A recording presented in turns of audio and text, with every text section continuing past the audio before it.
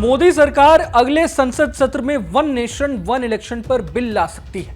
Media reports के मुताबिक अपने थर्ड टर्म में बीजेपी की कोशिश इस बिल को हर हाल में देश भर में लागू करने की है। देश के पूर्व राष्ट्रपति रामनाथ कोविंद की अध्यक्षता वाली कमेटी ने इसी साल मार्च के महीने में वन नेशन वन इलेक्शन पर अपनी रिपोर्ट सौंप दी थी, जिसमें देश भर में लोकसभा और विधानसभा के चुनाव एक साथ कराने की सिफारिश की गई थी।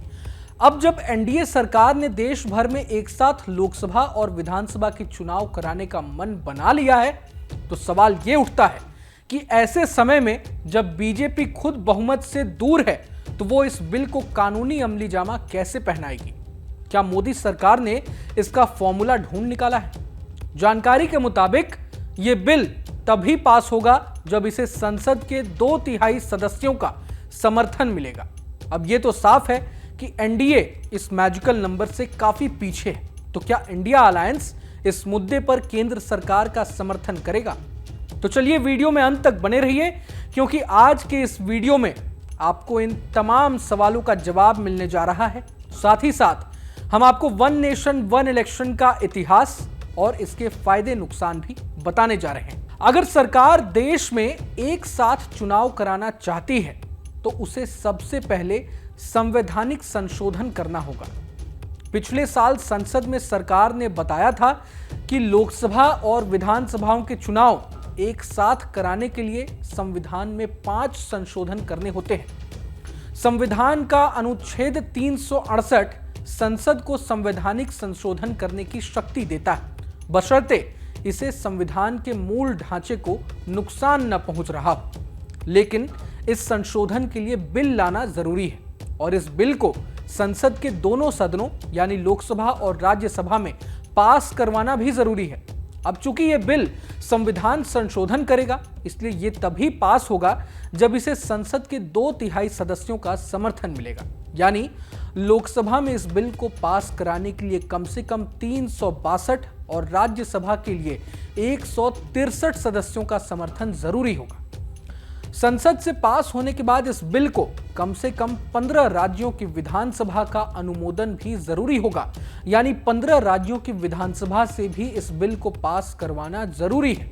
इसके बाद राष्ट्रपति के हस्ताक्षर के बाद ही यह बिल कानून बन सकेगा। अब यहां पेच फंस जाता है। राज्यसभा में एनडीए के कुल सांसद 121 हैं, जो मैजिकल नंबर से 42 वोट पीछे है। तो वहीं लोकसभा में एनडीए के कुल 293 सांसद हैं, जो कि मैजिकल नंबर से करीब 69 वोट पीछे है। यहां बीजेपी के लिए एक और टेंशन की बात है। सवाल यह उठता है कि क्या खुद बीजेपी के सहयोगी दल इस बिल के समर्थन में खड़े होंगे? जेडीयू और एलजेपी इस बिल का पहले समर्थन कर चुकी है।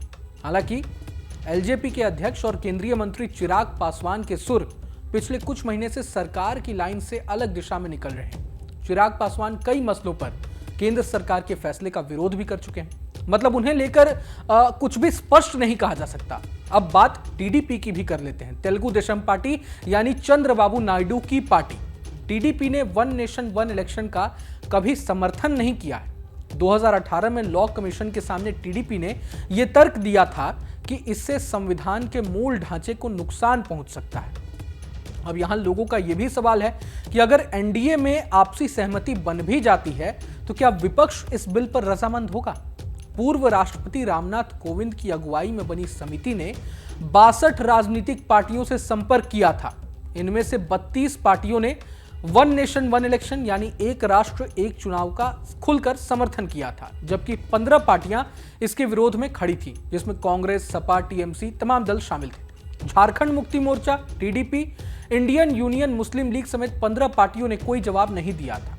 नंबर गेम की बात करें तो इस वक्त लोकसभा में 12 सांसद उन पार्टियों के हैं जो किसी भी गठबंधन का हिस्सा नहीं है, जैसे वाईएसआरसीपी के 4 सांसद, अकाली दल के 1 सांसद, एआईएमएम के 1 सांसद। लेकिन अगर ये 12 सांसद यहां एनडीए का समर्थन कर भी देते हैं, तो भी ये बिल अटक जाएगी, क्योंकि वे जादुई आंकड़े को पार नहीं कर रही है। राज्यसभा की बात करें तो उच्च सदन में 25 ऐसे सांसद हैं जो किसी भी अलायंस का हिस्सा नहीं है। इनमें वाईएसआरसीपी के 9 सांसद, बीजेडी के 7 सांसद, बीआरएस के 4 सांसद, एआईएडीएमके के 3 सांसद शामिल हैं। लेकिन यहां भी वही पेच, एनडीए को इन 25 सांसदों का सपोर्ट मिलने के बावजूद वो तब तक बिल पास नहीं करा पाएगी जब तक इंडिया अलायंस इसका खुलकर समर्थन नहीं करती है। हालांकि सरकार जरूर कोशिश करेगी कि बातचीत करके कांग्रेस और सपा जैसे बड़े दलों को वन नेशन वन इलेक्शन के लिए राजी किया जा सके।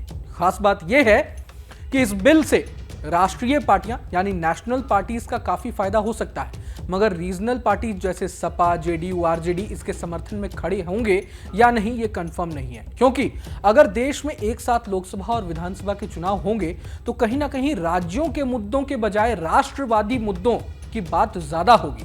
ऐसे में क्षेत्रीय दलों के एजेंडे कहीं ना कहीं दब जाएंगे।